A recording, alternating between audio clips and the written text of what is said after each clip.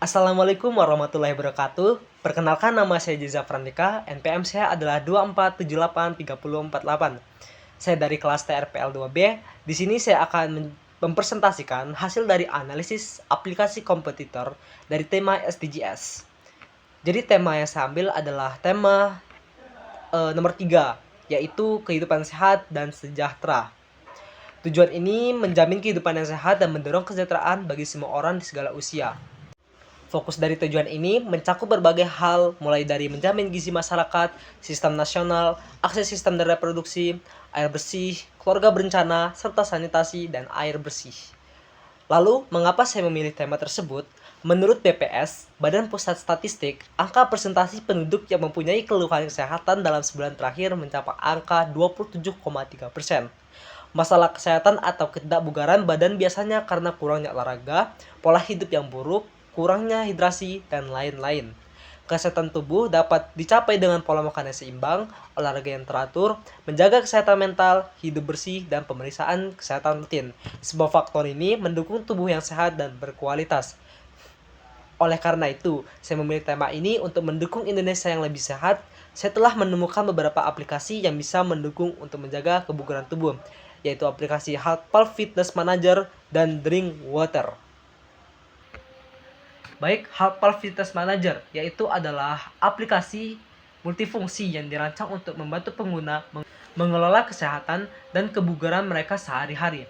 Aplikasi ini cocok untuk mereka yang ingin memantau kesehatan dan kebugaran dengan mudah melalui ponsel. Aplikasi ini tentu saja mempunyai kelebihan, yaitu yang pertama, fiturnya yang lengkap. Aplikasi ini menyediakan berbagai fitur seperti pelacak langkah, pedometer, mengingat minum air, panduan olahraga, kalkulator kesehatan, dan pengingat kesehatan lainnya. Kedua, kemudahan penggunaan.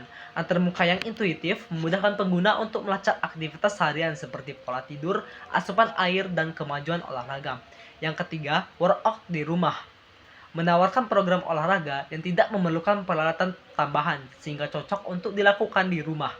4. Personalisasi. Pengguna dapat membuat profil pribadi untuk mendapatkan rekomendasi kesehatan yang sesuai dengan tujuan mereka, seperti penurunan atau peningkatan berat badan. Setiap kelebihan pasti memiliki kekurangan, yaitu yang pertama, iklan. Beberapa pengguna mengeluhkan adanya iklan yang cukup mengganggu selama penggunaan aplikasi.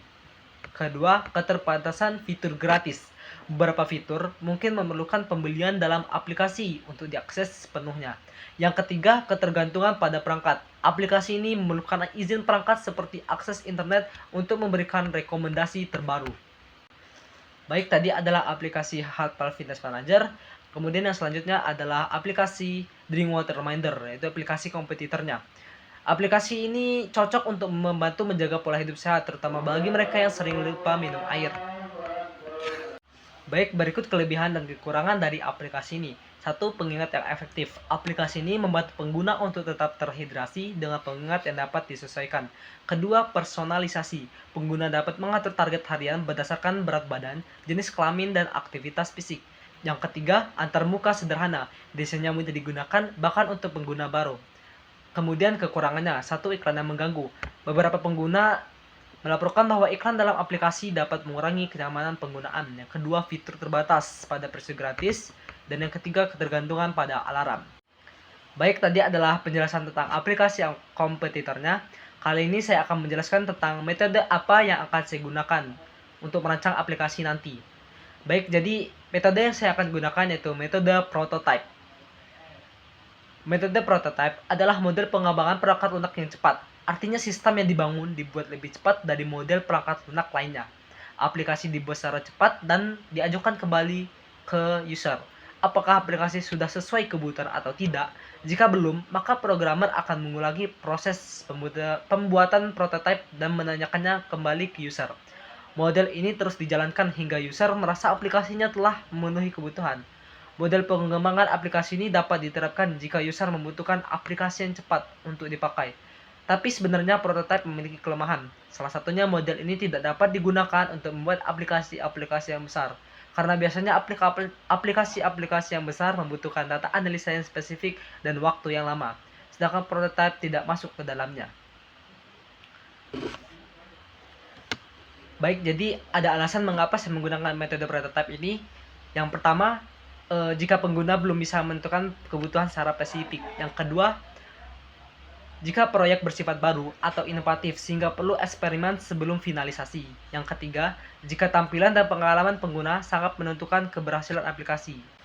Baik, jadi ada alasan mengapa saya menggunakan metode prototype ini. Yang pertama, ketidakjelasan kebutuhan pengguna.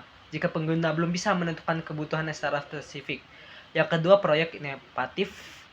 Jika proyek bersifat baru atau inovatif sehingga perlu eksperimen sebelum finalisasi. Yang ketiga, interaksi pengguna penting.